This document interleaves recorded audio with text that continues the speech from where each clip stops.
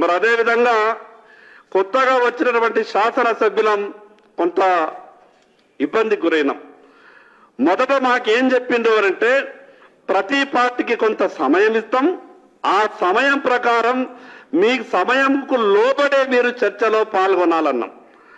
మేము కొత్తగా ఎన్నికైనటువంటి సభ్యులం కాబట్టి సభా నియమాలను పాటించి మాకిచ్చినటువంటి సమయానికన్నా 1 నిమిషం ముందే మా ప్రసంగాన్ని ముగించినాం. మరదే 7 శాసనసభ్యులు ఉన్నటువంటి ఎంఐఎం పార్టీ 2 గంటలు మాట్లాడినా వాళ్లకు సభా నియామకాలు, వాళ్లకు సభా రూల్స్ వాళ్లకు వర్తించవా? ప్రభుత్వం ఒక్కసారి ఆలోచించాల. అనేక సందర్భాల్లో శాసనసభ వ్యవహారాల మంత్రి దృష్టికి నేను తీసుకెళ్లిన 8 మంది శాసనసభ్యులు ఉన్నటువంటి భారతీయ జనతా పార్టీకి ఎందుకింత వివక్ష? 7 శాసనసభ్యులుండి ఈ రాష్ట్ర అవసరాలు కాకుండా కేవలం ఒక వర్గానికి సంబంధించిన మాటలు మాట్లాడితేనే గంటల తరబడి అవకాశం ఇస్తారు. ఇదెక్కడి సాంప్రదాయమని శాసనసభ వ్యవహారాల మంత్రి గారిని కూడా మేము అడగడం జరిగింది. చివరగా ప్రభుత్వం చిత్తశుద్ధిని చాటుకోవాలా? అదేవిధంగా మేము అడిగినటువంటి ప్రశ్నలకు ఎక్కడా ప్రభుత్వం సమాధానం చెప్పలేదు. మీరు 200 యూనిట్లు ఎప్పటి నుంచి ఫ్రీగా ఇస్తారు అంటే రాష్ట్ర ప్రభుత్వం నుంచి సమాధానం రాలేదు.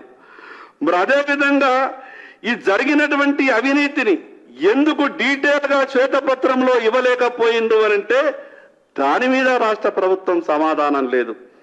అంటే ఈ విషయాలన్నీ వాస్తవాలు బయటకు రావాలంటే ఖచ్చితంగా సిబిఐ ఎంక్వైరీ జరగాల్సిందే. మరి అదేవిధంగా లక్షల కోట్ల రూపాయలు కేంద్ర ప్రభుత్వం నుంచి సాయం తీసుకొని నరేంద్ర మోడీ గారు ఈ రాష్ట్రానికి చేసినటువంటి సాయాన్ని గత పాలకులు చెప్పే ప్రయత్నం చేయలేదు. కొత్తగా ఏర్పడినటువంటి ఈ కాంగ్రెస్ ప్రభుత్వం కూడా చెప్పే ప్రయత్నం చేయలేదు. ఒక పక్క మాట్లాడతారు ఈ రాష్ట్ర ముఖ్యమంత్రి గారు, మేము భేషజాలకు పోము, ఇక్కడ ఉన్నటువంటిది ప్రజల ప్రభుత్వమే, ఢిల్లీలో ఉన్నటువంటిది ప్రజల ప్రభుత్వమే, ఈ రాష్ట్ర ప్రయోజనాల కొరకు ఢిల్లీకి వెళ్తాం, మోడీ గారి దగ్గరికి వెళ్ళి కూడా మేము సహాయ సహకారాలు తీసుకుంటామని మాట్లాడతారు. చాలా సంతోషం. మరి మీరు ఎప్పుడైతే ఆ మాట మాట్లాడుతున్నారో మోడీ గారు చేసినటువంటి వాస్తవాలు కూడా సభలో మీరు చర్చకు పెట్టాలి కదా. మోడీ గారు చేసినటువంటి కేంద్ర ప్రభుత్వం చేసినటువంటి లక్షల కోట్ల రూపాయలు ఈ రాష్ట్రానికి సాయం చెప్పినటువంటి విషయాన్ని కూడా సభలో చర్చకు పెట్టాలి కదా. మరి అదేవిధంగా ఇంకొక మాట, టిఆర్ఎస్ పార్టీ ఎప్పుడు కూడా ఒక కుట్రతో ఈ రాష్ట్రంలో ఉప ఎన్నికలు ఎక్కడ జరిగినా భారతీయ జనతా పార్టీ మీద ఒక అక్కతుండే. అదేమంటే కేంద్ర ప్రభుత్వం రైతులకు మీటర్లు పెట్టమన్నదని, మీటర్లు పెట్టి మీ దగ్గర డబ్బులు వసూలు చేయమన్నదని, భారతీయ జనతా పార్టీ విధానం ఇది అని మమ్మల్ని బదనాం చేసే ప్రయత్నం చేసిండ్రు.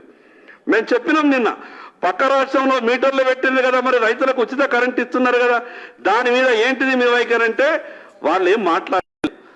స్వయాన ఈ రాష్ట్ర మంత్రి గారు ఉత్తమ్ కుమార్ రెడ్డి గారికి ధన్యవాదాలు బీజేపీ తరఫున, ఎందుకంటే వాళ్ళు నిండు శాసనసభలో వాస్తవాలు చెప్పిండ్రు. హరీష్ రావు గారు, కేసీఆర్ గారు, కేటీఆర్ గారు మాట్లాడిన మాటలు తప్పు అని ఈ మాట మేము అనలేదు. మేమైతే ఎప్పటి నుంచో చెప్తున్నాం. కానీ కొత్తగా ఏర్పడినటువంటి కాంగ్రెస్ ప్రభుత్వంలో ఉన్నటువంటి ముఖ్యమైనటువంటి మంత్రివర్యులు ఉత్తమ్ కుమార్ రెడ్డి గారు గొప్ప విషయాన్ని చెప్పిండ్రు. వారు ఏమన్నారనంటే, ఆ యొక్క విద్యుత్తుకు సంబంధించినటువంటి కమిటీలో నేను సభ్యుణ్ణి, ఎక్కడా కూడా కేంద్ర ప్రభుత్వం రైతులకు మీటర్లు పెట్టి డబ్బులు వసూలు చెయ్యమని చెప్పలేదు, మీరు అబద్ధం మాట్లాడుతున్నారు అని నిండు శాసనసభలో ఉత్తమ్ కుమార్ రెడ్డి గారు చెప్పిండ్రు. ఇప్పుడైనా టిఆర్ఎస్ పార్టీకి బుద్ధి రావాలా. ఈ రోజు ప్రభుత్వం తరపున ప్రభుత్వంలో ఉన్నటువంటి పెద్దలు వాస్తవాలు చెప్పిండ్రు. రాజకీయాలు ఏమైనా నిండు సభలో ఉత్తమ్ కుమార్ రెడ్డి గారు వాస్తవాలు చెప్పిండ్రు కాబట్టి టిఆర్ఎస్ పార్టీ, అదేవిధంగా హరీష్ రావు గారు, కేటీఆర్ గారు భారతీయ జనతా పార్టీకి రాష్ట్ర ప్రజలకు బేషరతుగా క్షమాపణ చెప్పాలా. మేము భారతీయ జనతా పార్టీపై చేసినటువంటి ఆరోపణలు నిరాధారమైనటువంటి ఆరోపణలు అని ఈ రోజైనా కనీసం బుద్ధి తెచ్చుకొని రాష్ట్ర ప్రజలకు క్షమాపణ చెప్పాల్సిందిగా భారతీయ జనతా పార్టీ తరఫున డిమాండ్ చేస్తున్నాం.